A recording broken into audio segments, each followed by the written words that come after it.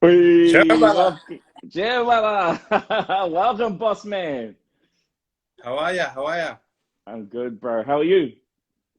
I'm good, thanks, brother. I'm good. Well, you're looking fresh to death with that hat on, bro. Look at you. Bro, business up top, pajama pants down below, bro. Pajama pants Oh, down below. yeah, I'm feeling that, bro. I'm feeling. How are you? Are you good? I'm good, man. I'm awesome. I'm awesome. What's been happening for you? How's the lockdown been going for you? Interesting, brother. Interesting. Rewind, 4 weeks ago, Yeah, nervous, sort of scared, yeah. unknown. Mm, Fast forward 4 weeks to today, which was the last day of the month from a sales perspective, yeah. and extremely happy and proud of what we accomplished in that time period. Yeah, just made the most of what we could, I suppose. Wow. I suppose before we really chop it up and get right into it, how's that young fella of yours going with the motocross, man? He looks Oh, incredible now. Those double ups, the whole thing. yeah, that was a cheeky fella sneaking in the door trying to get amongst it. He's like, Dad, I'm getting on that live, boy. I'm getting on that live.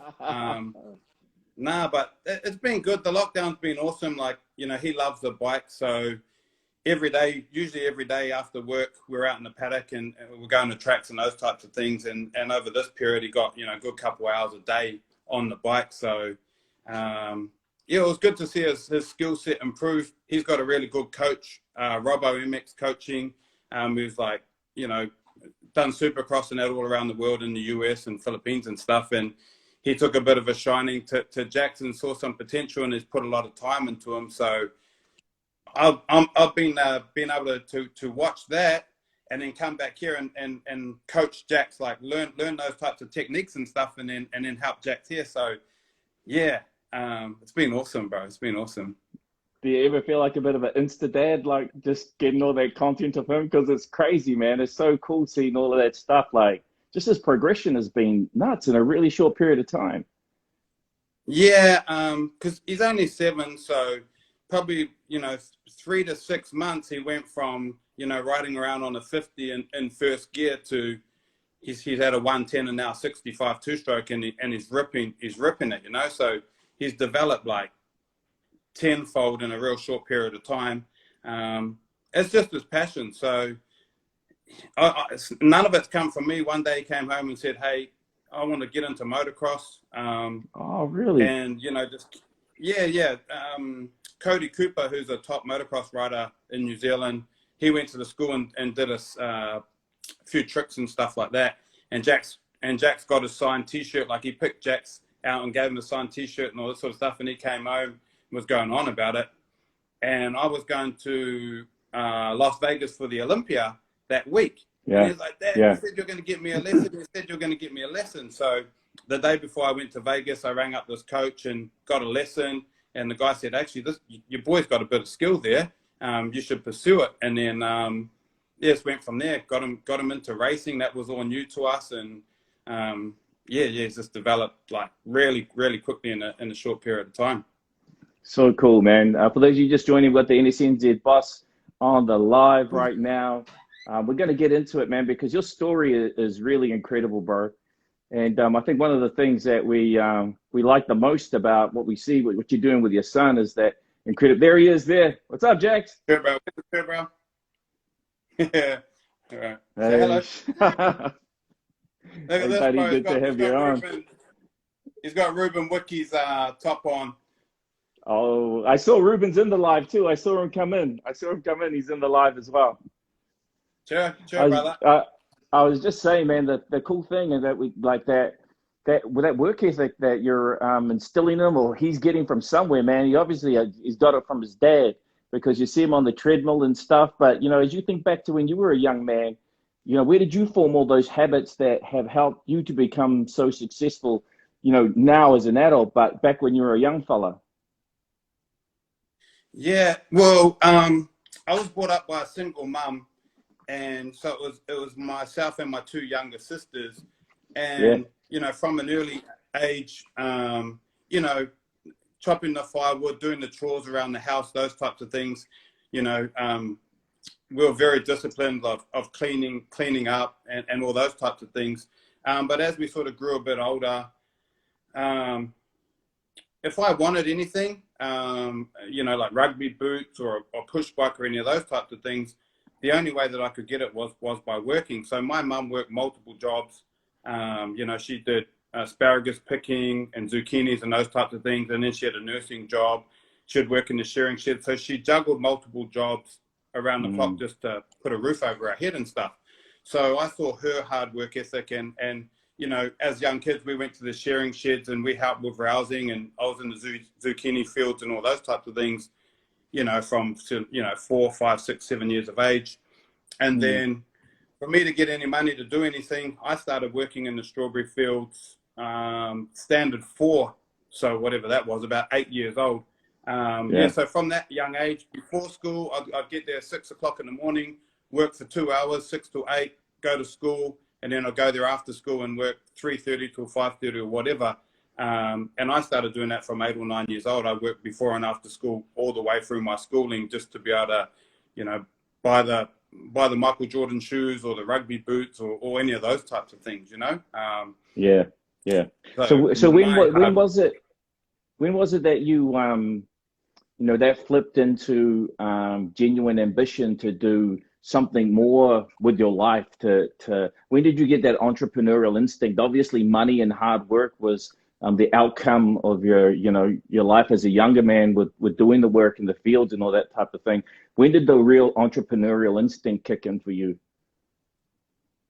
I think that started with like trading cards, to be honest. Like when we grew up, there was like Return of the Jedi, you know, WWF wrestling, and I like to be good. You know, my mum always taught me, whatever you do in life, give it 110%. You know what I mean? Try the hardest at everything you do. And that came down to trading cards, marbles, frickin' rugby, you know, any types of sports. So I was always the first kid that had the full collection of any type of cards, you know.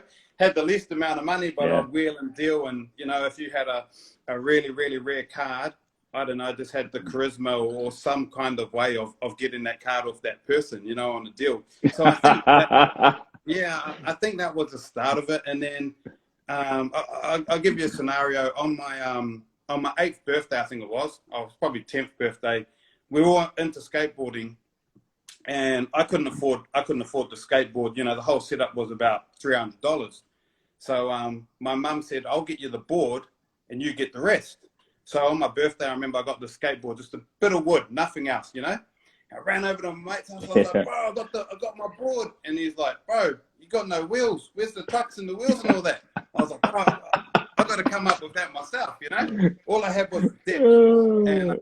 And we were so happy we were jumping around. And then I thought to myself, all right, if I get 20 of my friends to come to my birthday party for a sleepover, and they all give me $10 each, that's $200. That'll give me truck, wheels, and bearings, right? So I said to my mates, you know, you want to come to my sleepover, bro? All I want is like $10, you know? And that's what happened. I ended up ordering, I ended up inviting 24 of my friends over. They all gave $10 each. I got $240, you know, we just did what the kids do, you know, muck around, hide and go seek, and go home, stay home, and all that type of stuff. And then the next day I had $240. We went to the shop and I bought all my gear for my skateboard. And you know, even with motorbikes, I bought a $40 motorbike, and then 5 or 6 motorbikes later, I had a $2,000 motorbike, but I put no money into it. I bought it for 40, rode it, made it cool, sold it to my mate for $100, you know, made some money on that, and I just collectively progressed until I ended up with a KX80.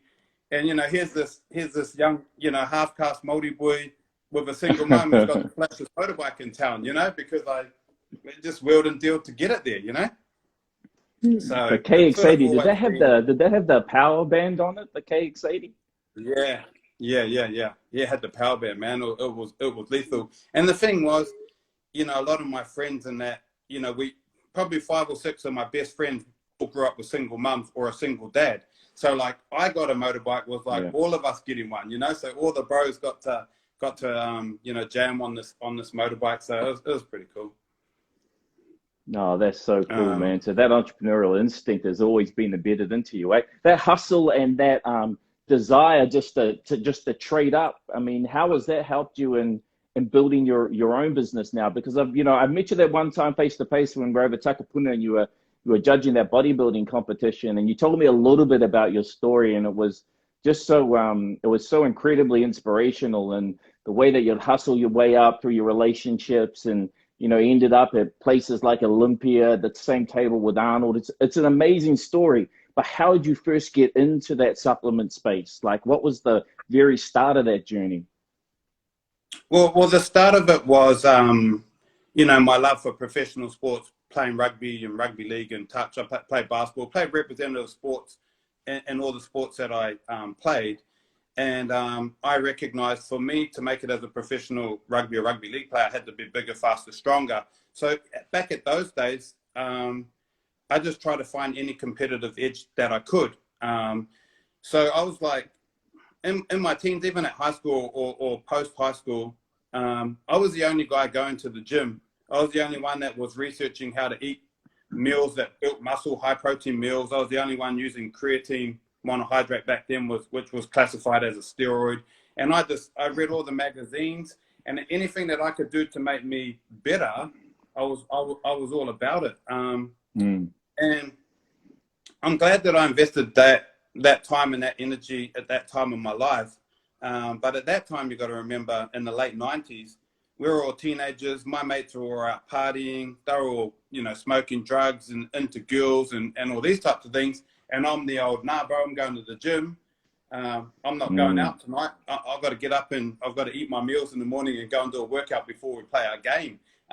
So I did sort of alienate myself because I had, you know, dreams and ambition, but it definitely paid dividends in the long run. So I moved to Australia with ambition, you know, to try and play NRL or play some professional rugby league over there.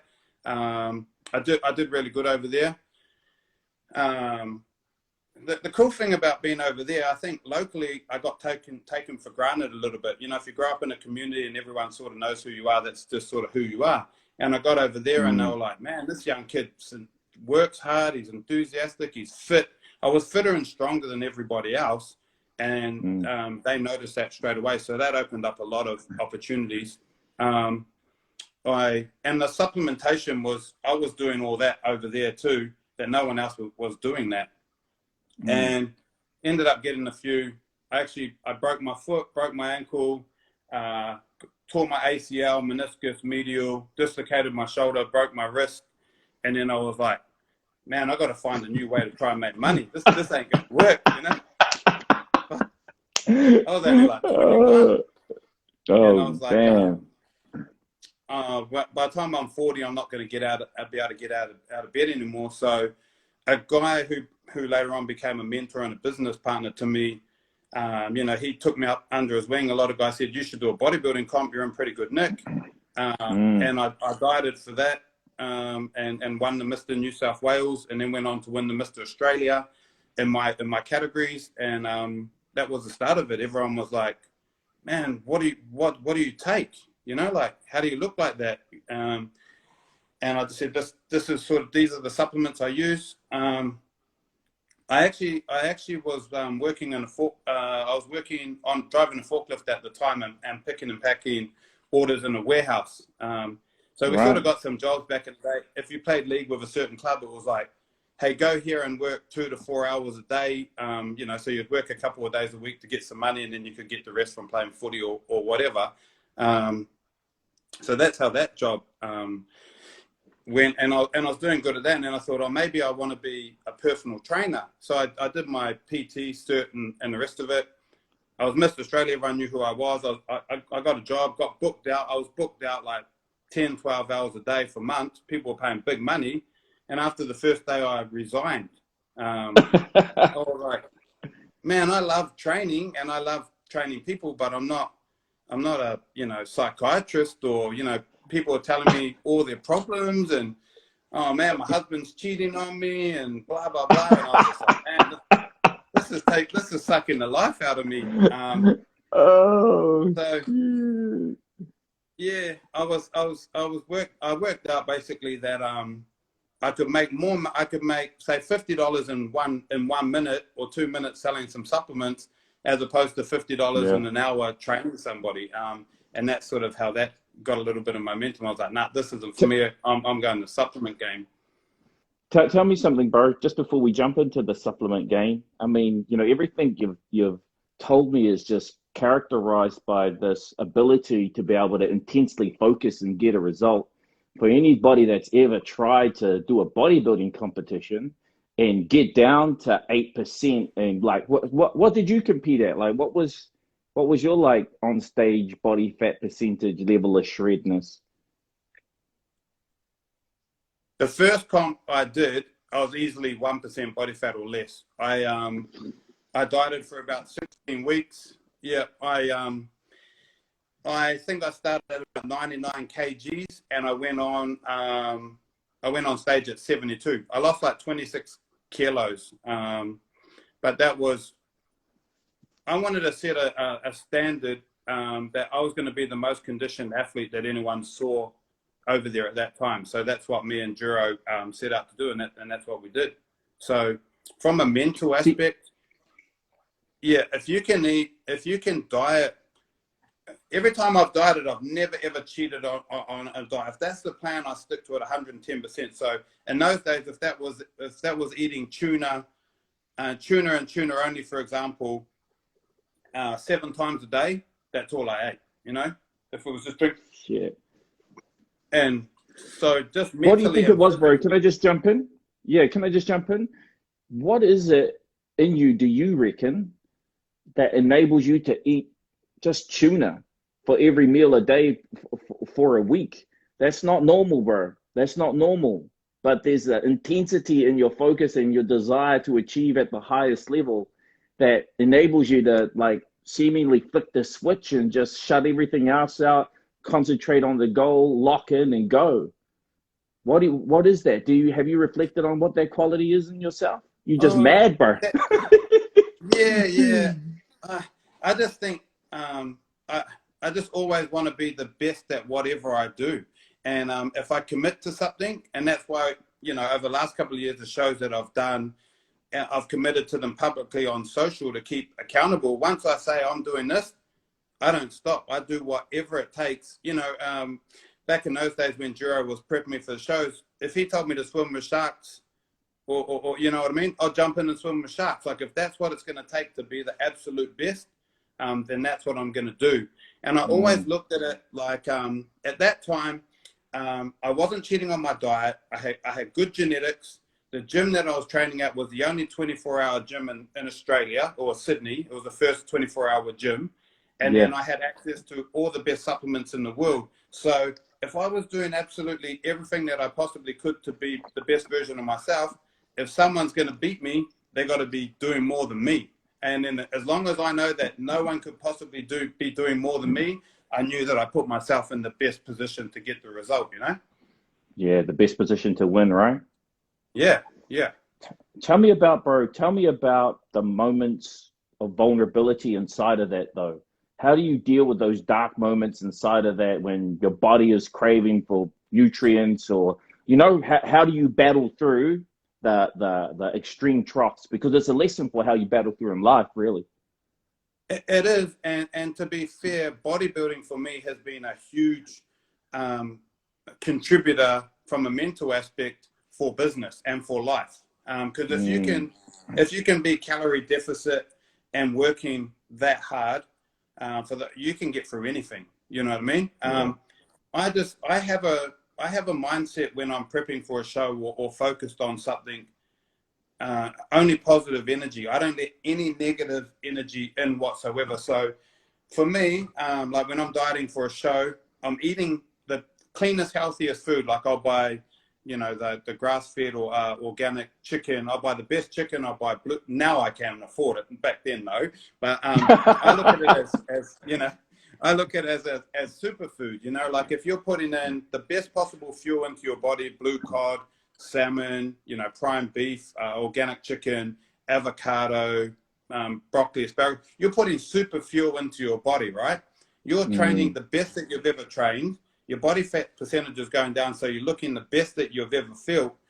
How can you be anything else than positive? So that's why a couple of years ago, you know, the term Grisby and the term, and I had a saying called, I don't speak plateau. I brought that in and sort of brought it around people. Like, a lot of people diet and they're like, oh man, I'm sick of eating chicken breast. I'm tired. I've got no energy. That's all up here. You know what I mean? Change your mindset. Say, man, fuck, I'm eating the best food that Mother Nature, that God's created. I'm training the best I've ever trained. I've got a six-pack. I look the best I've ever looked like. Feel good about it, you know? And that's been my mindset through the bodybuilding. And that's also my mindset in business as well, you know? Yeah, let's talk about that. Let's talk about being able to translate that mindset in business. But tell me about how you transitioned in the formative stages, like really early on in the supplements game, and how you started to apply that same work ethic, that same mindset, that same hustle to what you did, that grind. Oh, the thing with the supplement game. So initially, this is how it worked out, right? I was buying my supplements. Everyone was asking me for advice and direction.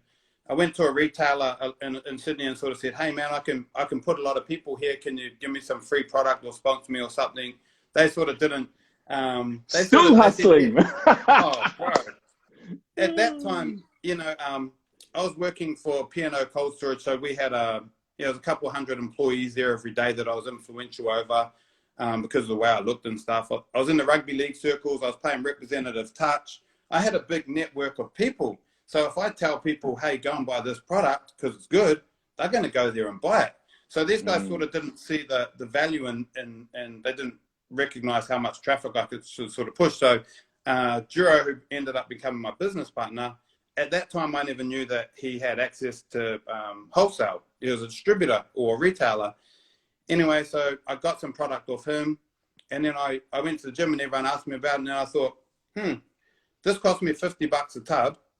I'll go buy 6 tubs off him, flick him for $60 each, make $50, and I'll get my tub for free. So I went, knocked on his door, said, hey, can I have 6 tubs? Went back to the gym, sold them all, got my tub for free. And then I was like, fuck, this is easy. Yep. Because I believed in the product. This is playing cards again. This is your playing cards all over again. I had no money, right? I had a credit card, had $1,000 limit. I was pretty happy that I just got that approved, you know? When so like, you know, back in those days, like in Aussie, my wife and I bought a house. You know, we went over there, worked hard, saved up, bought a house. You sort of grind in a way. And then the bank rings up one day and it's like, oh, is Mr. Hunter there? And I'm like, yeah. Oh, congratulations, you've qualified for a credit card. I was like, oh, sure, mean. They're like, yeah, we'll give you $1,000 credit. I was like, oh, credit limit. I was like, yep, I'll take it. So that had literally just turned up. I had no money. I go down to the ATM, put the credit card in, draw out $1,000, drive around to Juro's house, go, give me $1,000 worth of no explode. He's like, what? I go, give me $1,000 worth. Went back to the gym, flipped all that in a day or two. And then the money I made off that, I just keep reinvesting into the stock to the point where, you know, within a month or so, I had 30 grand. You know what I mean? I just kept building up. And so he's like, bro, you're killing it. Like, where's it all going? And I was just like, well, I've got a big heaps of friends, you know? So I said to him, I want to open a shop. You know, give me half of your business. He's like, nah, bro. I was like, well, I'm like, either we go business partners or I'm going to start my own thing. It's up to you, you know? And then he's like, puts his hand out and he's like, bro, partners it is. And that's how we started. Wow. You know? I went to the local gym that we trained at and said, you know, I've got access to supplements. It's a good service for your customers, you know, keep them engaged and help them get results and this and that. I want to rent out a bit of space. So they subleased me about 10 square meters. And that's how I started my first shop. And I could do $5,000 a day turnover out of 10 square meters, bro. That's wow. Yeah. That's super productive. It's best you think about how big some of those stores are today. I doubt that they're getting that sort of yield per square meter, bro. Right. And so they sort of said to me, like, a square meter is worth, you know, I don't know, $150 a per square meter a month. So you have to really add value and service for this to be viable to us. And then, you know, that partnership that I had with them was awesome for them. That gym went from the, you know, 450 odd members to like 4,000 members by the time I left. So they went for a massive growth phase too. That's in Mount Druitt in 2770 in Sydney. So a couple of famous. Yeah.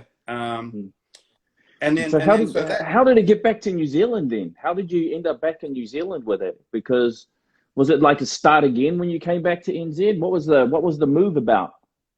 So what happened was Jura and I opened about three stores. We opened 3 stores in Sydney. Like we were pumping one of the biggest retailers in Australia within a year's period. And then there was a trade show. It's called Filex, or the Health and Fitness Trade Show in Sydney. So Nutrition Systems Australia had a booth there, and they offered us some space for free if we sold their products. Danny did, the owner of Nutrition Systems. So we said, yep. We took the space, got some real good deals and this and that. And then what happened was, I think we did 65K in sales in 3 days. So the first day, I remember like I was just hustling, bro, like, because I was so passionate about it and I knew it. And back then, the products were they're not like the products today, bro. They were stronger, they were more effective, you know, compliance and regulatory, and, you know, they could make better products back then. That's just me just being honest, you know? So like, for real. And the products that we were importing at that time, they were the only ones in Australia like that. So anyway, in the first day, Danny comes up and goes, "Man, you're killing it. I've never seen anyone like you. Man, you're hustling. Like, what did you do?" And I remember I said 19. He was like, 1900. I was like, nah, 19,000. He's like, nah, gotta be wrong, mate. Gotta be wrong. Check. He goes, that must be from your FPOS machine from the shop, you know? And I was like, no, it's right. So he was like, man, the most we've ever done in a weekend is like $9,000, and you smashed it on the first day. So then I go home, and Odette's mum, my mother-in-law's, she's living with us at the time, helping out the kids and stuff. And I said, do you know how to work an FPOS machine? And she's like, yeah. She's like, and you know, she's in her 50s at this time, you know? And she's like, yeah. And I said, man, I just need you to come tomorrow. I'll give you one of my shirts, and all I need to do is just swipe a card. You know what I mean? Just swipe it. And she's like, yeah, I can do that. Anyway, get up in the morning. I say, we got to leave at 5 o'clock in the morning, all right? Get up in the morning. She's got this big, massive bag. I'm like, well, what do you got in the bag? She's like, I've got my knitting. I go, you're knitting? She's like, yeah. I go, girl, you ain't got time for no knitting, man. You're going to be busy. And she's like, you know, she's like, bro, she's like, I've been to these trade shows before. I know what they're all about, blah, blah, blah. And I'm like, yo, you'll see. Anyway, she comes to the show, bro. She does not sit down for 2 whole days. Just bam, bam, bam, bam, bam. So she goes to Danny. She goes, because she's never seen anything like this, you know, because, you know, supplements and, you know, back in those days, it's like my sort of family and those types of things thought, oh, you're a pretty boy, you love yourself. They couldn't they couldn't see the health and fitness side of and the growth potential and opportunities, right? So she was like, oh, you need this in New Zealand. Anyway, I came back at Christmas time. That was in March. At Christmas time, we came back to New Zealand for Christmas. And I didn't bring any supplements because I just assumed they'd be here. And they weren't here. I looked around everywhere and nobody really had any. So I went back to Australia and I rang up Danny and said, bro, I've just been home. There's no supplements. And at that time, you know, Juro and we were doing a couple $100,000 a month turnover for our supplement shops. So I was like, man, imagine if you can do that for a couple of shops in Sydney, imagine what you could do with the whole country. You know what I mean? If you're the exclusive distributor. So I went back and me and Danny sort of struck up a deal, put together a deal, and then sold up, made the decision. My wife said to me, babe, she's like, let's have a go. She goes, we don't want to look back and go, you know, when we're 50 or 60 years old and say, imagine if we'd done that. She goes, if we go back and we try, I know we'll be successful. But if we fail, we can always come back to Aussie, get a job and get a mortgage and just be normal. You know what I mean? But she said, like, let's have a crack. So as long as I knew I had her support, we just came back. But I put my house on the market. I thought, oh, yeah, it'll probably take, 6 months or so to sell. Bro, sold in like a week. So we're like, fuck, it's real now. You know, I mean, we got to go. So I sold the house, came back, and then the New Zealand, distribution started.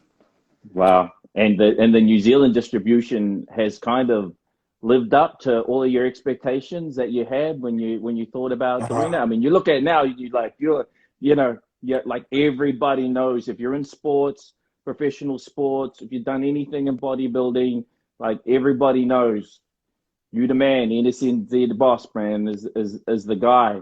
But, it just didn't happen overnight. Like what we're hearing is this whole story in Australia, and then you come back to New Zealand, and I guess you're set up and, the opportunity's there, but you still have to go grab it, right?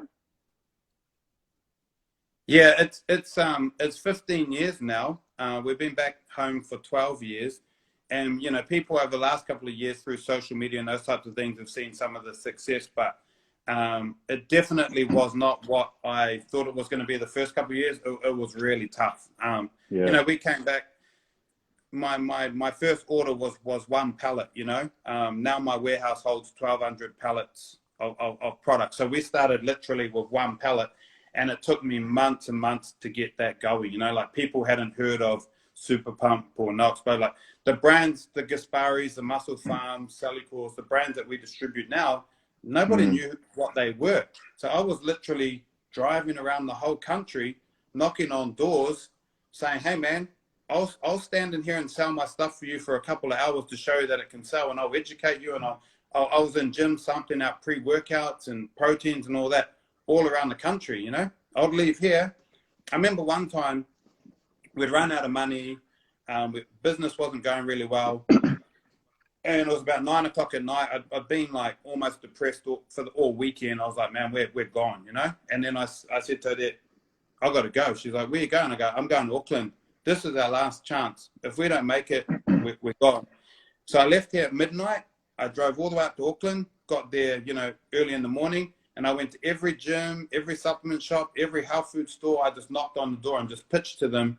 And by the end of that trip, I'd made a ton of sales, and then I drove back. And then I would just drive up to Auckland and back and stop in every single town, Taupo, Rotorua, Hamilton, everywhere, and just pitch to whoever I could. And I literally started just from like one tub, and then just grew and grew and grew. I love that, bro. I love that so much, because so many people get into business thinking that it's fucking romantic, that they're going to be some, high-flying entrepreneur, do deals, like life's going to be sweet. But like, what you're talking about is like, I know dudes that just wouldn't do that are in business, and they got a product and they sell, and they just like, they're going to fail. Well, get your ass in your car and go out there and sell your shit, bro. But if you're not willing to do that, business is not for you. Handy. I had customers all over the country that I would go to once a month religiously. In Awakuni, she might spend $500-600 a month with me. I'll drive there, do a couple hours in her gym, do a nutrition or a supplement seminar there. Might be 5 people, might be 2 people, but I'll go and put the time in for all these people and help them build their businesses. I don't know. People today, like people see me, they don't see the 15 years. I've seen so many people come into business in our industry, and they just want to live the life. They don't want to do the work. They want the flash cars and the personal trainers and all the rest of the bullshit. But when it comes down to having to grind it out and that, like, I don't know if it, to be honest, I don't think what I did to get where I am now could ever be duplicated in our industry. Yeah. But you got that grind, bro. You got that work ethic. You've had it since you were a kid, man. Like, I remember cutting asparagus in the field when I was that same age. If you ain't out there with your knife cutting asparagus, you ain't got no money to get nothing, bro. Yeah, so I definitely feel that. Yep. Strawberries and picking strawberries and hoeing all of the zucchini fields, like all the weeds and stuff. And You know, I worked in a fruit shop before and after school. But yeah, like I was just always taught, if you want anything, you gotta work hard for it, you know. Yeah, And for just real. those simple, you know, morals, and treat people how you like to be treated. You know, look people in the eye when you speak to them. You know, Yeah. have a firm handshake. Don't take your shoes off at the door when you go to someone's house. All of those, you know, sort of morals and disciplines my mum installed in me in a young age. Yeah. All of those types of things that help through business as well. So you know that early stage, and you said it, you know, you said to Odette, like, you know, I got to get up there, I got to go do this, like otherwise, like we're gone. Like that realization that, you know, when you're in the bottom, like there's, you know, it's all dark around you. It's all dark around you. Um, what is it that you think differentiates the people that act in that moment and the people that don't? One thing that I say to a lot of people, like for me, I've done worse for less, you know, and I've come from nothing. So like even at the beginning of COVID, I said to Monty, he's like, he's reaching out saying, "Are you all right, bro?" And I say, "Bro, I live in these moments, man. I'm prepared to roll up my sleeves and go to war, and I actually enjoy the challenge. Like COVID for me has revitalized and refreshed. You know, I've become refreshed from this because the excitement's back, the challenge back, you know, like getting my hands dirty and getting amongst it again is there. So I just think you just have, I've always been, my mum always told me, if you believe it, you can achieve it. If you believe it and you do everything possibly that you can, you will achieve it. So in those types of moments, it's just all on me, and I sort of thrive on that a little bit, you know. Nice. Tell me about going from, you know, getting that sales hustle on, traveling up and down the country, you know, and being that small business, and then that period of time in the middle to, you know, that bridge where you go from small to bigger, and then to the position where you are today. How will you characterize the key moments in that journey for you? I think it was just like a healthy progression. Like it didn't get too big too fast. But for me, it's just I've lived and breathed every minute of it in the whole journey for the last 15 years.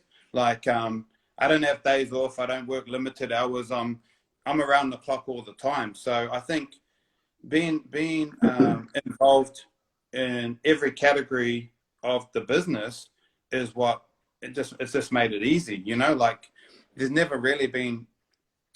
I think I've just always been willing to learn and adapt as I go too. So every single day, I'm learning and growing in the business. And as long as you're open-minded and willing to learn from things, I think you just continuously progress.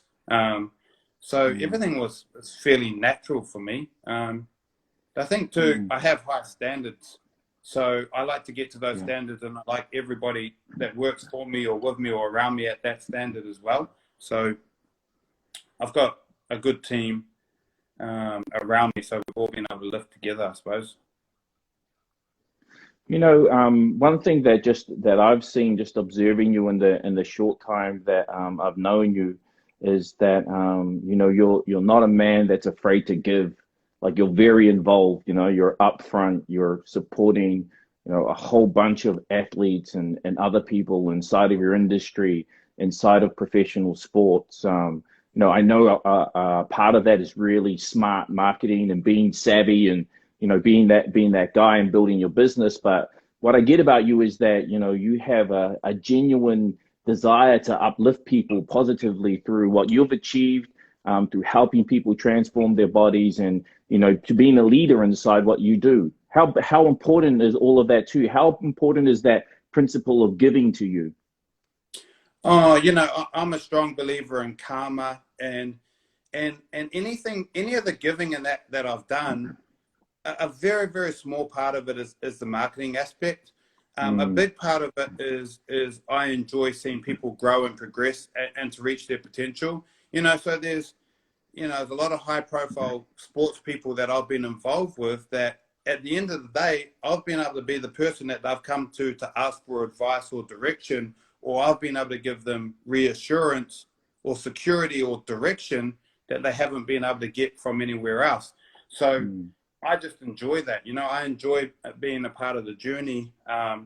You know, Katrina Grant or Katrina Rore, you know, through that relationship, we've become family. And I went through the journey with her and her partner, Joel, last year when she, you know, got dropped from the team, and she worked her butt off to get back in the team, and then had probably her most successful year ever, winning 3 championships. You know what I mean? So just being able to be a part of that and just be a positive role model. Like when you get dropped from the team and feels like the world's coming down on your shoulders, and you got one person there that's like, hey sis, you know, keep your fucking head up. I believe in you, but you've got to believe in yourself to get out of this situation. Do you believe in yourself, or are you going to fucking sit on the couch and watch it on TV, you know?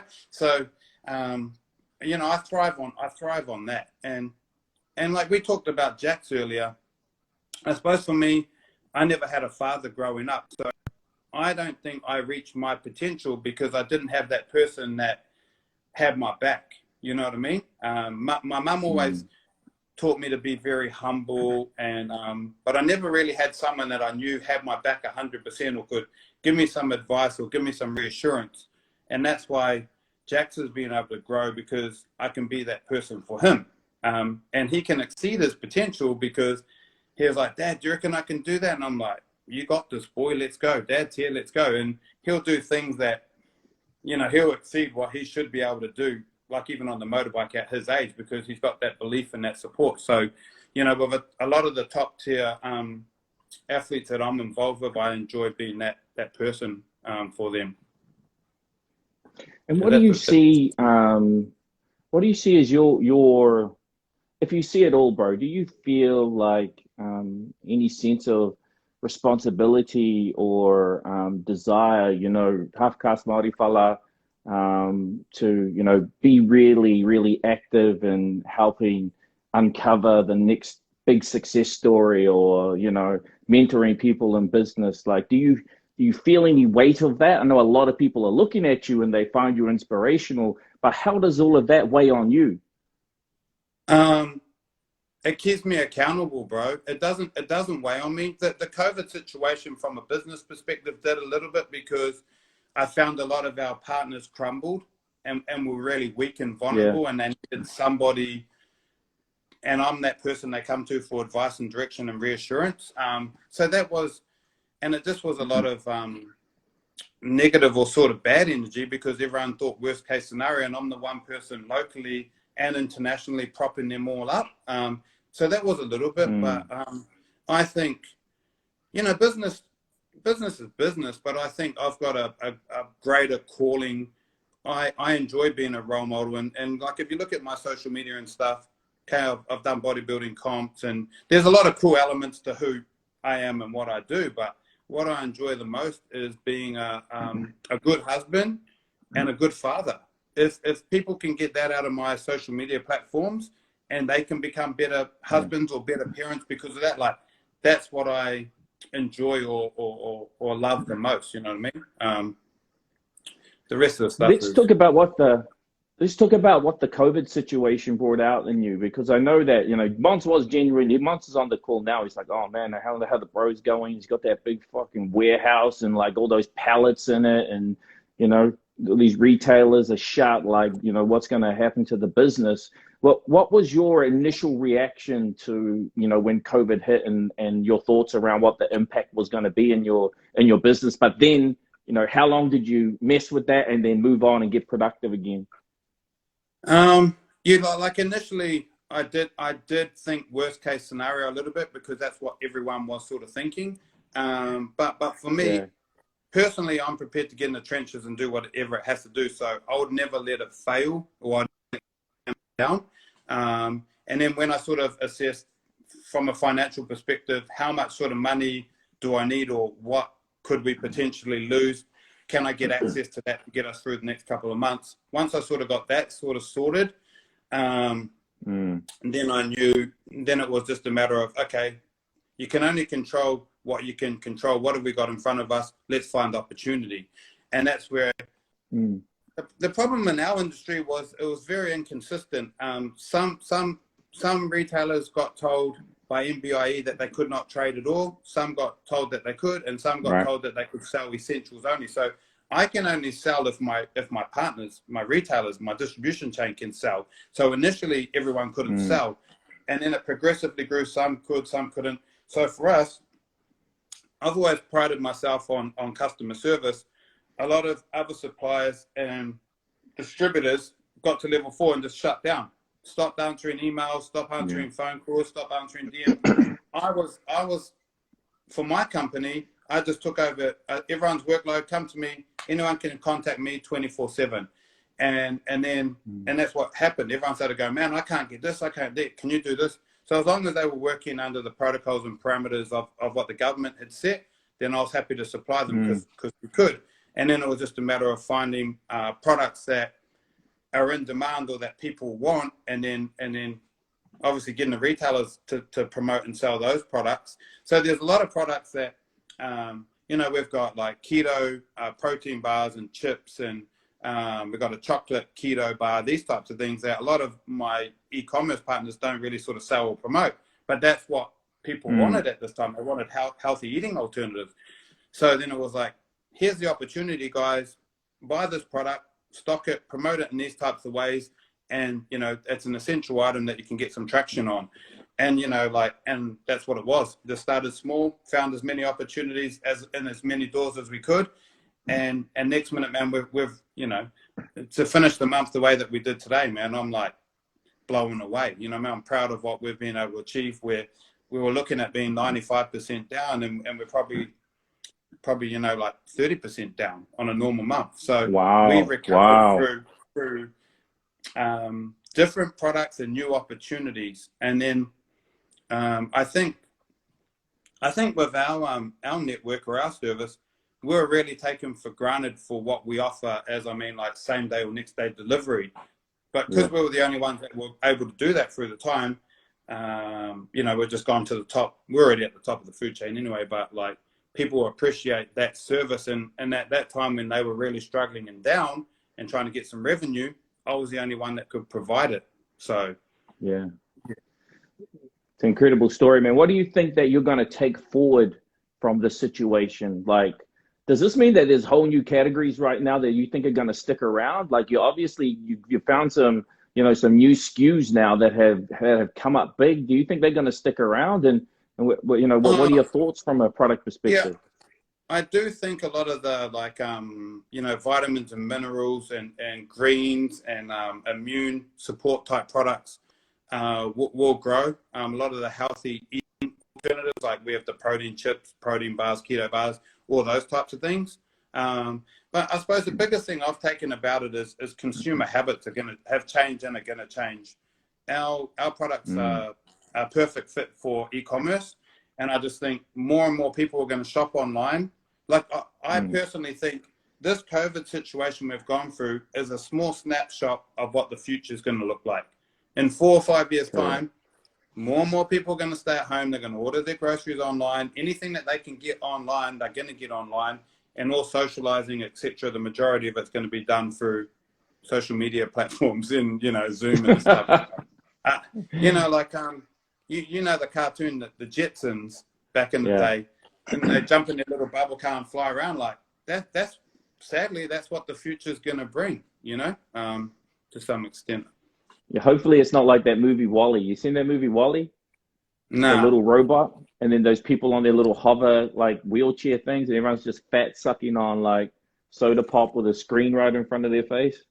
Yeah, bro. Well, I don't know. Like, look at what's happened. Everyone's been locked down, and as soon as they open up McDonald's and KFC, bro, like everyone's going crazy, Yeah, everyone's gone nuts, bro. Last question, then we'll wrap it up. I really appreciate your time, but out of all of this, like as you reflect back on your life and you think about the things that have held you in good stead, the lessons that your mum taught you, but then from this COVID situation too, as you look forward and you look forward at the things from a human perspective that you think you'll take with you, what does that new supplement stack look like for you now, for those things that you're going to build the future of your life on? You know what? To be honest, I'm really thankful for the COVID situation because for me, and you and I had this discussion when we met a year ago. I've never been about making a ton of money and having a ton of materialistic things. Like, having money makes life easier and having material things are cool. But I've always been about family, and I've worked hard to get myself in a position to spend more time with my family, you know? So through this, I got to get up and work out with my kids every day and eat meals with them and learn about them and learn with them and educate them. So it was a small snapshot for me of what I should be working hard for, to have more time with my family. You know what I mean? You know, just going for a walk every day, every single day, instead of maybe once a week. Like, you know, I just loved it. You know what I mean? So for me, the material things, like I don't have motive or drive to have a flasher house or a flasher car or those types of things. As long as I can get to work and get home, as long as I can chuck the boys' motorbikes on the back of the ute, I'm happy. You know what I mean? It's just about working hard to be able to have a better quality of life with my family, like my family, my kids and my wife, but also my sisters. You know, like the first thing my mum said was, "How are you going to go financially?" And I said, "I'll probably lose a couple of $100 grand, but I don't care. Like, I'll get through it. I'm not worried about money." Yeah. And she's like, "Well, my house is freehold. If you need a mortgage, my house, just let me know." All right, cool. Thanks, mum, but love ya. My sister, who we haven't really sort of seen eye to eye. She rings me up. She goes, "Hey, bro, how you going?" I said, "Oh, good to hear from you, sissy." She's like, "Bro, I've been saving for a deposit on a house, but if you need any money to get through this period, I got you." So, you know, it brought our family closer together. I don't need the money, but the fact that my sister, who's got no money, rings me up and says, "Hey, bro, if you need me, I got you." And then one of my employees who works for me, he asked the same question, and he said, "Bro, if you only want to pay me 4 days a week and I work 5 days a week, I'll work a day for free. I got you." You know? So just working hard to spend more time with the family and look after that close group of people that mean the most to us, and that's sort of it for me. It's so good, bro. It's so good. Thank you so much for your time, man. It's a real masterclass, a lesson in life, brother, on just hard work and turning out a top human. I know if you've seen the comments just flowing through, there's so many people just full of admiration for what you've done, the way that you've gone about it and achieved it, the way that you give back, and the human being that you are, brother. So thank you very much for your time, Shane Hunter, NSNZ Boss. Thank you for coming on, bro. Thank you. Cheers, brother. We'll talk to you again soon. Cheers, bro. Cheers. Take care. How good was that? NSNZ Boss Shane Hunter, the man, right? Amazing chat. Join us back, man. This is what we do. Real Talk with Pat Mac. Just a real incredible dude. Hey, I just also want to shout out, I've been sipping on this Foric energy drink. These guys, this is not a plug, like it's not paid. They just sent me a box. They're a small business. It's a natural energy drink. They were on our shout out show last week. So here it is. Go check them out. It's delicious. Like it's nice, balanced, you know, kind of a vibe. And yeah, it's real yummy. Go check it out. We'll be back tomorrow. Real Talk with Pat Mac. I don't know who's up, but it's definitely going to be another good yarn. Tell your friends, tell your neighbors. Shout out to small business. Let them know that we're here. Lots of learning going on, and we'll catch you back tomorrow. Thanks so much. Later.